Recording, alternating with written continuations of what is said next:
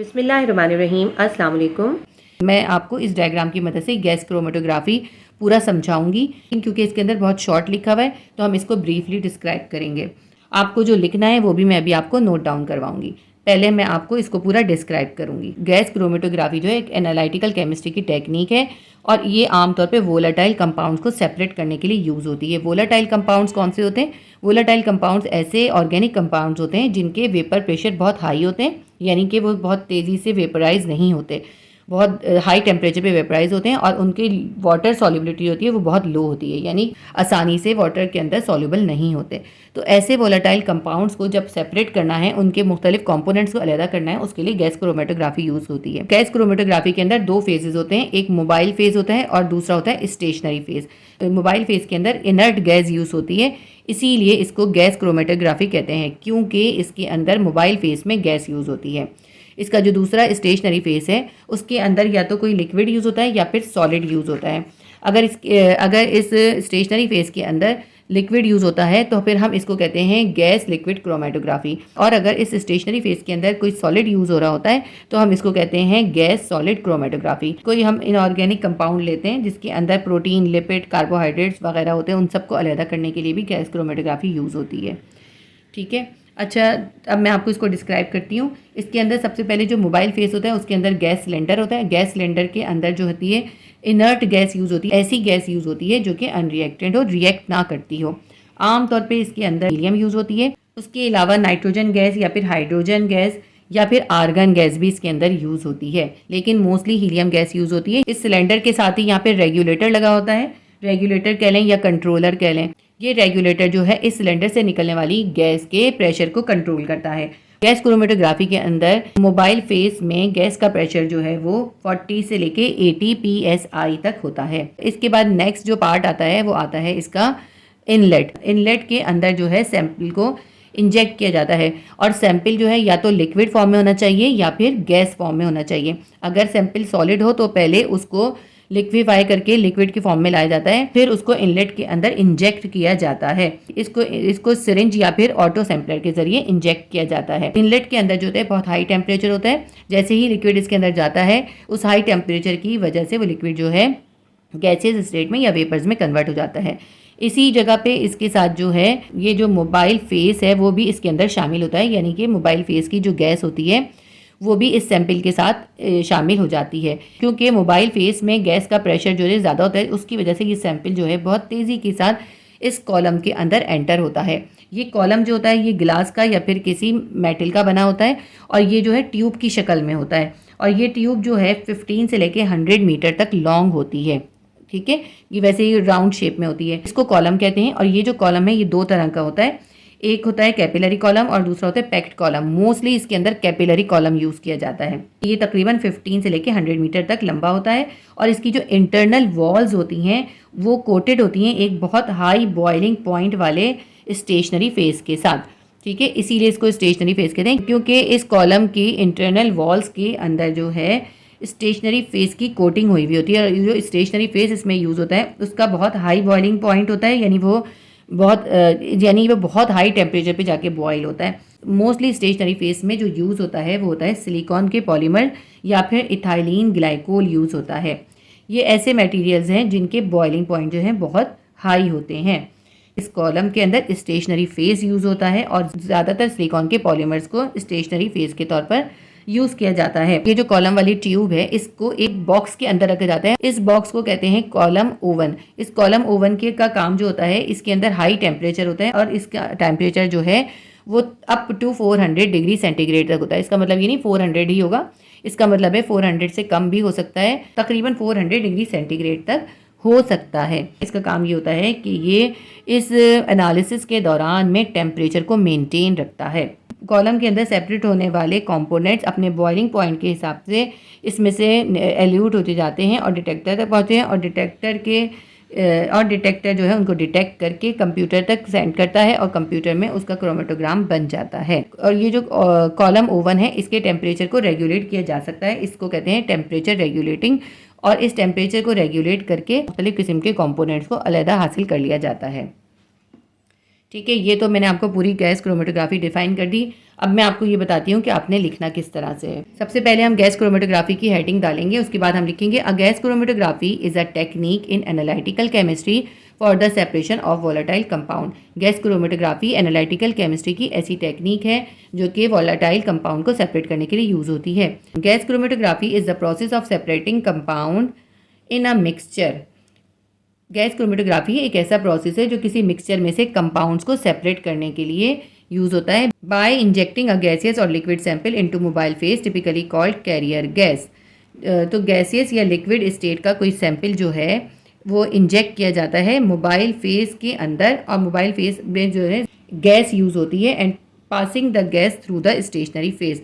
और फिर ये जो सैंपल है इस कैरियर गैस के साथ यानी मोबाइल फेज के साथ स्टेशनरी फेज से गुजरता है, और ये स्टेशनरी फेज जो है लिक्विड या फिर सॉलिड हो सकता है। मकसद बताने का ये स्टेशनरी फेज जो है ये लिक्विड या फिर सॉलिड दोनों में फॉर्म में हो सकता है। इसके बाद हम देखते हैं अपैरेटस या इंस्ट्रूमेंट्स इसके अंदर क्या यूज़ होते हैं। The instrument consist of a gas cylinder, trap, controller, sample injector, gas chromatograph, detector and data collection device या क्रोमेटोग्राम। ठीक है, सबसे पहले इसके अंदर जो है हमारे पास एक जो है गैस का सिलेंडर होगा जिसके अंदर कोई इनर्ट गैस होगी। उसके बाद हमारे पास उसमें कंट्रोलर लगा होगा। उसके बाद सैंपल इंजेक्टर होगा जहाँ से हम सैंपल इंजेक्ट करेंगे इनलेट के अंदर। फिर गैस क्रोमेटोग्राफ होगा, वो जो पूरा ओवन जैसा बॉक्स है उसको कम्प्लीटली गैस क्रोमेटोग्राफ कहते हैं। उसके बाद डिटेक्टर आएगा, डिटेक्टर डिटेक्ट करेगा और डेटा कलेक्शन होगी। इसके बाद हम बताएंगे मोबाइल फेज और स्टेशनरी फेज क्या होता है। सबसे पहले हम हेडिंग डालेंगे मोबाइल फेज की। The first part of gas chromatography is a gas cylinder which contain inert gas. जो गैस क्रोमेटोग्राफी में जो सबसे पहला पार्ट होता है वो होता है गैस का सिलेंडर होता है जिसके अंदर इनर्ट गैस होती है। अच्छा, गैस क्रोमेटोग्राफी को शॉर्ट फॉर्म में जीसी भी कहते हैं। मैं आगे जो है इसके लिए जीसी ही यूज़ करूँगी। ठीक है, अब यहाँ से पढ़ लेते हैं। Which can be use as mobile phase this gas में बी। ये जो इनर्ट गैस है इसको हम मोबाइल फेज के तौर पे यूज़ करते हैं। और ये कौन सी हो सकती हैं? ये हो सकती हैं helium, nitrogen, hydrogen, carbon dioxide और argon. Helium is mostly used in mobile phase. Mostly जो है हीलियम ही मोबाइल फेज में यूज़ होती है। उसके बाद हम हेडिंग डालेंगे रेगुलेटर और कंट्रोलर। ठीक है, जो गैस सिलेंडर के बाद जो हमारे पास आता है वो होता है रेगुलेटर या controller. The controller control the flow rate of gas in gas chromatography. ये जो कंट्रोलर होता है ये गैस क्रोमेटोग्राफी के दौरान में गैस के फ्लो के रेट को कंट्रोल करता है। The pressure of gas should be 40 to 80 psi in GC। तो गैस क्रोमेटोग्राफी में जो गैस का प्रेशर है वो 40 से लेके 80 psi तक होता है। इसके बाद जो पार्ट आता है वो आता है inlet. The sample is first introduce into the GC from a syringe और अ ऑटो सैंपलर। जो सैंपल है वो गैस क्रोमेटोग्राफी के अंदर सिरिंज या फिर ऑटो सैंपलर के जरिए ऐड करते हैं। सैंपल शुड बी गैस और लिक्विड। सैंपल जो है गैस या लिक्विड की शक्ल में होना चाहिए। If sample is solid it will be converted into liquid first. अगर सैंपल जो है सॉलिड की शक्ल में हो तो पहले उसको लिक्विड में कन्वर्ट करेंगे। Then it should be injected, उसके बाद उसको इंजेक्ट किया जाएगा। इसके बाद हम हेडिंग डालेंगे स्टेशनरी फेज की। स्टेशनरी फेज के अंदर जो है दो तीन चीज़ें आती हैं। सबसे पहले जीसी कॉलम आएगा और फिर जीसी ओवन आएगा। जीसी कॉलम की हेडिंग डालेंगे connected to the inlet. Next part of GC is GC column. Inlet के साथ कनेक्टेड जो होता है वो होता है GC column. There are two major types of column. First one is capillary column and the second is packed column. ये जो कॉलम है ये दो तरह के होते हैं और एक होता है कैपिलरी कॉलम, दूसरा होता है पैक्ड कॉलम। अच्छा, मैंने यहाँ लिखा नहीं है लेकिन आप चाहें तो लिख लीजिएगा। This column is made up of glass और मेटल। ये जो कॉलम होता है ये ग्लास या मेटल का बना होता है। ठीक है, generally capillary column is used in GC. आगे मैंने सब जगह पे गैस क्रोमेटोग्राफी की जगह पे जीसी यूज़ करा है। ठीक है, आप पहचान लीजिएगा, परेशान मत होइएगा। जनरली कैपिलरी कॉलम ही जीसी के अंदर यूज़ होता है। Which could be 15 to 100 metre long, जो कि 15 से लेके 100 मीटर तक लॉन्ग हो सकता है। अब ये मैंने मुख्तलिफ जगहों पे सर्च किया है तो इसकी जो साइजेज़ हैं वो मुख्तलिफ जगहों पे मुख्तलिफ लिखे हुए हैं। कहीं पे 5 to 100 लिखा हुआ है, कहीं पे 1 to 100 लिखा हुआ है। ठीक है, ये मुख्तलिफ जगहों पे मुख्तलिफ लिखा हुआ है। जो मुझे सबसे ज़्यादा कॉमनली मिला वो मैंने इसमें लिख दिया है। The internal walls of column is coated with high boiling point stationary phase. जो कॉलम की इंटरनल वॉल होती हैं उनको कोट करा हुआ होता है हाई बॉइलिंग पॉइंट वाले स्टेशनरी फेज से। स्टेशनरी फेज का मतलब है ऐसा मटेरियल इसके अंदर कोट किया हुआ होता है जिसका हाई बॉइलिंग पॉइंट होता है, लाइक सिलिकॉन पॉलीमर्स और इथाइलिन ग्लाइकोल। कॉलम की इंटरनल वॉल को कोटेड करने के लिए जो स्टेशनरी फेस यूज़ होता है वो ज़्यादातर सिलिकॉन के पॉलीमर यूज़ होते हैं या फिर इथाइलिन ग्लाइकोल यूज़ होता है। This column is enclose in GC oven. ये कॉलम जो है GC ओवन के अंदर रखा होता है। उसके बाद हम बताएंगे GC ओवन क्या चीज़ है। इसके बाद हम हेडिंग डालेंगे GC oven. GC oven is a close chamber. GC oven जो है एक क्लोज सा चैम्बर होता है and used to maintain the high temperature up to 400 degrees centigrade during analysis to elute the less volatile components। GC oven जो है वो high temperature को मेंटेन करता है एनालिसिस के दौरान में, और इसका temperature up to 400 degree centigrade तक होता है। इसके बाद जो है डिटेक्टर के हेडिंग डालेंगे। The outlet of the column is inserted into the detector.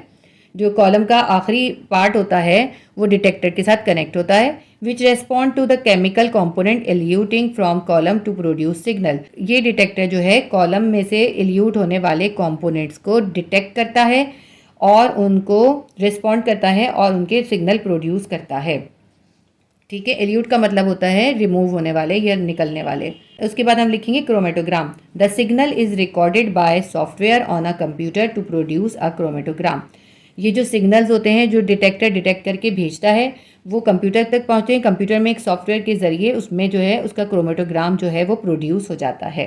ठीक है, जो ग्राफ की शक्ल में होता है। अब मैं आपको प्रोसीजर बता देती हूँ, आपने क्या लिखना है। The sample is injected in the inlet in liquid और gaseous state. Here temperature is very high. Inlet के अंदर जो है सैंपल को इंजेक्ट करते हैं और सैंपल जो है लिक्विड या गैसियस स्टेट में इंजेक्ट करते हैं और इनलेट के अंदर टेम्परेचर बहुत हाई होता है, which convert liquid sample into vapours और गैस, जो कि लिक्विड सैंपल को वेपर या गैस में कन्वर्ट कर देता है। At inlet mobile phase inert gas combine with samples vapours, then it enter into the capillary column. Inlet में ही मोबाइल फेस यानी इनर्ट गैस जो होती है वो सैंपल के वेपर के साथ कंबाइन कर लेती है और ये फिर एक साथ जो है एंटर होते हैं कैपिलरी कॉलम के अंदर। ये जो मोबाइल फेस होता है या इनर्ट गैस होती है ये प्रेशर के साथ सैंपल को कैपिलरी कॉलम के अंदर मूव कराती है। Where the separation of components start according to their boiling point and size of the molecule.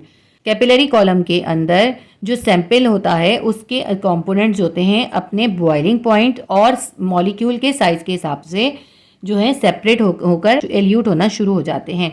Low boiling point और small size molecule will elute out faster. Sample के ऐसे component जिनके boiling point बहुत कम होंगे या उनके मॉलिक्यूल का size छोटा होगा वो सबसे ज़्यादा तेज़ी के साथ एल्यूट होंगे। वाइल हायर बॉइलिंग पॉइंट और bigger molecule compound will elute out later. जबकि ऐसे कंपाउंड जिनके बॉइलिंग पॉइंट हाई होंगे या उनके मॉलिक्यूल बिगर होंगे, बड़े होंगे, वो कंपाउंड जो हैं बाद में एल्यूट होंगे, देर से बाहर निकलेंगे। These eluted molecule reaches to detector. ये एल्यूटेड मॉलिक्यूल जो है डिटेक्टर तक पहुंचेंगे and identified electronically and send to data collection device computer. ये जो डिटेक्टर है ये मॉलिक्यूल्स को या कंपाउंड्स को इलेक्ट्रॉनिकली आइडेंटिफाई करेगा और डेटा को जो है कलेक्शन डिवाइस यानी कंप्यूटर के पास भेज देगा। तो गैस क्रोमेटोग्राफी के जो यूजेस हैं वो हम बताते हैं। नंबर 1 हम लिखेंगे gas chromatography is use in analysis of inorganic compound, carbohydrate, protein, lipid and vitamin. ये जो GC का प्रोसेस है ये इनऑर्गेनिक कंपाउंड्स के एनालिसिस के लिए यूज़ होता है। कार्बोहाइड्रेट, प्रोटीन, वाइटामिन और लिपिड्स वगैरह के भी एनालिसिस के लिए यूज़ होता है। पॉइंट 2 है GC use in analysis pollutant like benzene, plastic materials. उसके अलावा गैस क्रोमेटोग्राफी जो है वो प्लास्टिक मटेरियल, बेंजीन और पॉल्यूटेंट्स की एनालिसिस के लिए यूज़ होता है।